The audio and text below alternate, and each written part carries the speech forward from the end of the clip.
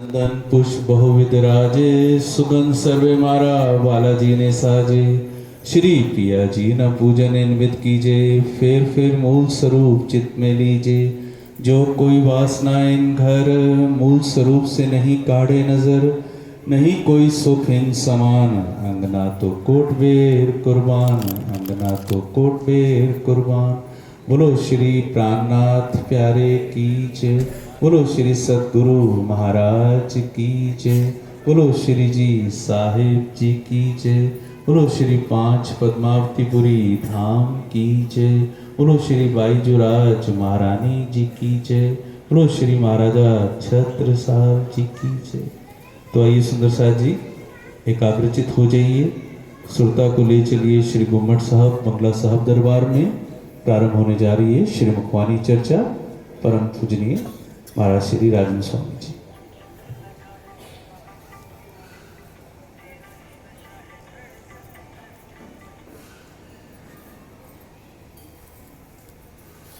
बोले श्री प्राणनाथ प्यारे की, बोले श्री सद्गुरु महाराज की।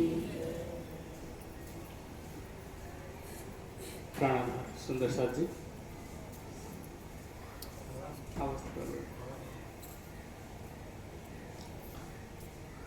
अक्षरातीत धामधनी श्री राज्य की अपार मेहर से हम सभी सुंदर साथ यहाँ पर उपस्थित हुए हैं और ब्रह्मवाणी की चर्चा सुनने जा रहे हैं। वह ब्रह्मवाणी जिसको पाने के लिए, जिस ज्ञान को पाने के लिए हम यह रसना भी वचन ब्रह्मांड धनियो देखिया, जो कहावे त्रैगुण, किसी को एक बूंद भी ना मिल सके। और जैसे एक रेगिस्तान है, रेगिस्तान में भटकते हुए भूखे प्यासे व्यक्ति को सामने कोई ऐसा सरोवर मिल जाए और भोजन के संसाधन मिल जाए, तो कौन ऐसा बुद्धिमान व्यक्ति होगा जो वहां पर आंखें मूंद करके अपनी दिशा बदल लेगा। लेकिन आज हमारी स्थिति कुछ ऐसी ही है। हम ब्रह्म सृष्टि कहलाने वाले सुंदर साथ, और चूंकि हमारा जीव वही जीव जिसके विषय में हम कहते हैं कि हमारे जीव ने कई जन्मों तक तपस्या की, जिसके कारण आज हमारे बीच में ये वाणी आ पाई है और हमें ब्रह्मवाणी का ज्ञान प्राप्त हुआ है।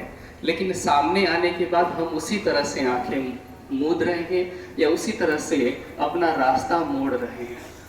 लेकिन जैसे एक गांव में उदाहरण दिया जाता है कि जिस तरह से एक बिल्ली होती है, कबूतर बिल्ली को देख करके अपनी आंखें मूंद लेता है, लेकिन उसके आंखें मूंद लेने मात्र से बिल्ली वहां से चली नहीं जाती। हम भी वैसा ही कर रहे हैं।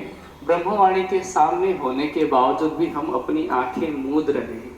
वास्तविक सत्य की तरफ न देख करके हम माया की तरफ देख रहे हैं, जबकि हमें देखना चाहिए था धनी की तरफ, हमें देखना चाहिए था धनी की वाणी की तरफ।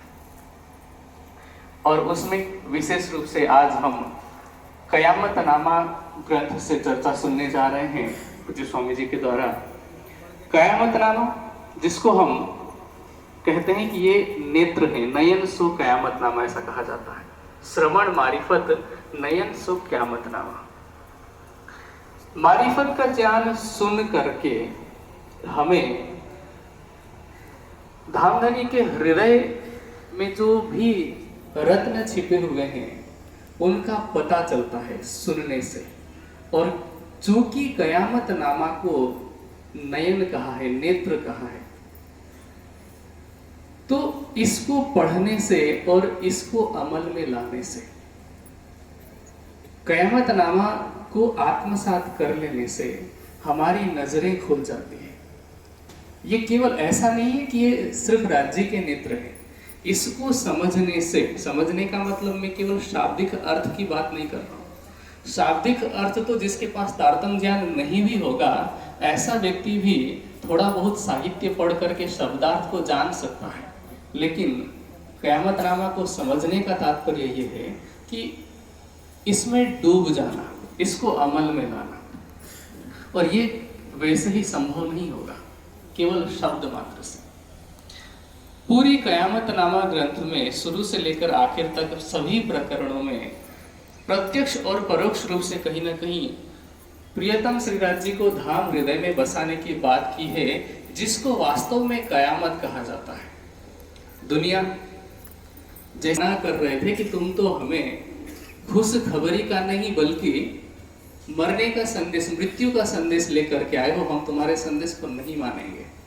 आज हमारी स्थिति भी कुछ ऐसी ही है, हम भी कयामत को कुछ ऐसा ही मान बैठे हैं, जबकि कयामत का तात्पर्य केवल महाप्रलय नहीं बल्कि कायम अर्थात अखंड की प्राप्ति करना है। अखंड प्रियतम धामधनी श्रीराज जी का मधुर दर्शन, जिसको कते परंपरा में सर्वते दीदार कहा है, उसकी प्राप्ति करना है। और यदि हम वर्तमान में चितवनी से सिर्फ इसीलिए डरते हैं कि चितवनी करने से हमारा तन छूट जाएगा, तो हम में तथा उस समय के दिल्ली के तथाकथित कुरान के विद्वान मौलवियों में कोई फर्क नहीं है, क्योंकि वो भी मौत के डर के कारण ही कयामत के संदेश से दूर भाग रहे थे, और हम भी केवल उसी डर से राज्य से दूर भाग रहे। इसीलिए आज की जो भी चर्चा होगी उसको हम बहुत ध्यान से सुने कि कयामत नामा हमें क्या संदेश देना चाह रही। राज्य के जो नयन है वो हमारे नयनों को खोलने के लिए किस तरह से प्रेरित कर रही है। तो आइए सुंदर सर जी हम सभी बहुत ध्यानपूर्वक चर्चा सुनेंगे। जो अंग होवे अर्श की उपजत नहीं अंग आहे, 12,000 रूहन में सो काहे को आप गिनाए, सो काहे को आप गिनाए, करवट लेते सूते नींद में।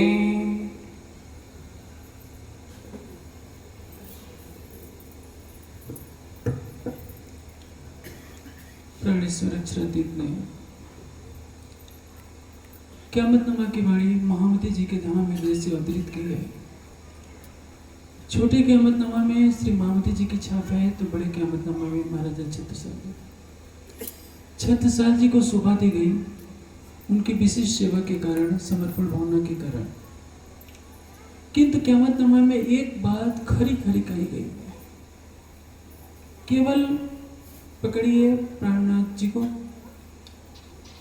जो परमधाम में नूरी स्वरूप है, वही संसार में आवेश स्वरूप से प्राणनाथ के रूप में प्रकट हुआ। वाणी को पकड़िए और चितवनी को पकड़िए, 3 चीजों पर, उसमें कोई समझौता नहीं। यहाँ हंसकर छोड़ो यारो, जिन करो अंदेशा को, सीधे कह दिया 2 जहान को करो तरफ, एक पकड़ो जो साहेब। अन्य ग्रंथों में तो कुछ समझौते की बात हो भी सकती है, लेकिन क़यामतनामा में नहीं। क़यामतनामा में सीधी से आधी बात बताई गई है। आप वाणी का चिंतन कीजिए, युगल स्वरूप की छवि को हृदय में बसाइए और अपने प्राणेश्वर अक्षरातीत की महिमा को समझिए, उन पर समर्पित होइए। क्योंकि क्या कहा है, तुम्हें उतर अर्श से तुम्हें क्यों मिला, तुम्हें दही सुध अर्श की जो अर्श में हुआ। हम कौन हैं, इस सबको जानने की आवश्यकता है। इस संसार में जब तक निस्बत के स्वरूप की पहचान नहीं होती, तब तक हमारा जीवन निष्फल हो जाएगा। खूबी निस्बत की क्यों कहूँ, वास्ते निस्बत खुली हकीकत, तो पाई हक मार्फत जो हक थी निस्बत। आप समझिए, आपने जीवन में सब कुछ किया, पूरी वाणी को कंठस्थ भी कर लिया, कई भाषाओं में व्याख्यान भी देते हैं, किंतु अपने मूल संबंध को नहीं जान पाए। हमारे लिए सबसे बड़ी आवश्यकता क्या है? सनंद की वाणी पुकार पुकार कर कह रही है, संबंध मूल को मैं तो पाँव पर छोड़े न जाए। यदि हमने मूल संबंध को समझ लिया, पूर्ण रूप से विश्वास में ले लिया, तो हमने बाजी जीत ली। ब्रज में मूल संबंध का पता नहीं था, रास में मूल संबंध का पता तो चला, मूल घर का पता नहीं था। इस जागने के ब्रह्मांड में सतगुरु धन सिद्धेव चंद जी के तन से लीला होती है, तो उसमें भी मूल संबंध का पूर्ण विश्वास नहीं था। आड़िका लीला के माध्यम से कुछ कुछ एहसास हुआ कि संभवतः हम परम धाम के हैं। लेकिन जब परम धाम की वाणी का अवतरण होता है, तारतम का तारतम अवतरित होता है, खिलवत परिक्रमा सागर सिंगार, तो यही बैठे बैठे सब सुंदर साथ ने परम धाम के 25 पक्षों में भ्रमण किया। आप देखेंगे अभी तक में प्रसंग आता है कि बंगला जी दरबार में श्री जी चर्चा कर रहे होते हैं और उनको जिस रूप में जो देखना चाहता है, जाको दिल जिन भासो तासो मिले तिलबित मन चाया स्वरूप हो के कार्य किए सबसे। कोई उनको युगल स्वरूप में देखना चाहता है तो युगल स्वरूप दिखाई देते हैं, कोई ब्रजराज के स्वरूप में देखना चाहता है, कोई अरब के स्वरूप में देखना चाहता है, कोई सतगुरु धनिष्ठ देवचंद जी के स्वरूप में देखना चाहता है, सबको उसी रूप में दर्शन देते हैं। सुर असुर सबों को ये पति, सब पर एक दया, देत दीदार सबन को साईं जिन्हों जैसा चिन्ह। वो हिंदुओं के भी हैं, मुसलमानों के भी हैं, सबके हैं, सारे ब्रह्मांड के हैं। और किस लिए आए हैं? परम धाम की आत्माओं को जगाने के लिए हैं। स्त्री शिष्ट को परम धाम के शुद्ध देने के लिए आए हैं और ब्रह्म शिष्टियों को परम धाम का रस देने के लिए। सबसे बड़ा कार्य जो अधूरा रह गया था आज तक, जिसको कोई नहीं कर पाया था, वह कार्य ब्रज में नहीं हुआ था, रास में नहीं हुआ था, अरब में संभव नहीं था क्योंकि ब्रह्मात्माएं ही नहीं थी, श्री देवचंद जी के तन से होने वाली लीला में भी नहीं हो पाया था। और तो और कड़वा सच तो यह है कि परम धाम में भी संभव नहीं था। राज्य सर्वशक्तिमान है लेकिन वो भी ये कार्य नहीं कर सकते थे। वह कार्य क्या था? अपने हृदय का संपूर्ण मार्फत का भेद बताना। निस्बत की हकीकत पता है सबको, इश्क की हकीकत पता है, इल्म की हकीकत पता है, सब कुछ पता है। राज्य के हृदय की पूर्ण पहचान नहीं थे। मेहर का दरिया दिल में लिया तब लोगों के दिल में खेल देखने का ख्याल उपजा। और यही तो खेल का महाकारण है, जिसको बताने के लिए ब्रज भी बना, रास भी बना, जागने ब्रह्मांड में सदगुरु धनिष्ठ देवचंद जी के तन से लीला भी होती है। लेकिन ये कार्य पूर्ण होता है हकी सूरत के माध्यम से, जब तारतम का तारतम अवतरित हुआ, श्रृंगार की वाणी उतरी और स्पष्ट कर दिया कि रोह अब हुक्मे द्वारा खोलिया लिया अपने हाथ हुक्म, दिल मोमिन के आय के अर्ज कर बैठे के सामने। छठे दिन की इस लीला में हर सुंदर साथ को तो सारा खजाना मिल चुका है। अब इसमें पहचान करनी है हम हैं कौन। यदि हमारा शरीर भाव रहेगा तो आप जानते हैं इसका परिणाम क्या होगा। जीव भाव रहेगा तो परिणाम क्या होगा।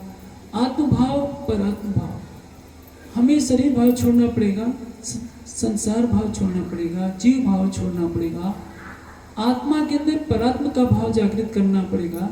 क्योंकि जो मूल स्वरूप है अपने, जाको कहिए परात्म, सो परात्म संग लेके विलस्य संकस है।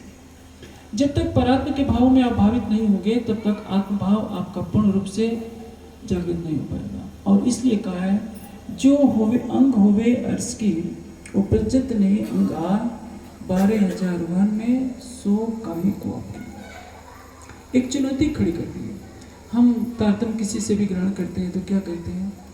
ये सुख देव ब्रह्मशिष्ट को तो मैं अंगना, मैं परम धाम का सुख सबको दूं, ब्रह्मशिष्टियों को दूं तो मैं सुंदर साथ कहलाने की अधिकारिणी हूं। किंतु यहाँ कहा जा रहा है कि 12,000 वन में सो काहे को आपकी ना है। उसको परम धाम की ब्रह्मात्मा ही नहीं कहा जा सकता जिसके अंदर से आ नहीं निकलती है। आ निकलने का तात्पर्य क्या है? विरह के भाव में डूबना। कोई व्यक्ति आ कर करता है, आए कब निकलती है? किसी को पाने के लिए आए निकलती है। हकीकत की दृष्टि से देखा जाए तो राज्य हमें दिख नहीं रहे। मार्फत के दृष्टि से राज्य न कभी अलग थे, न हैं और न कभी हो सकेंगे। आप सोचिए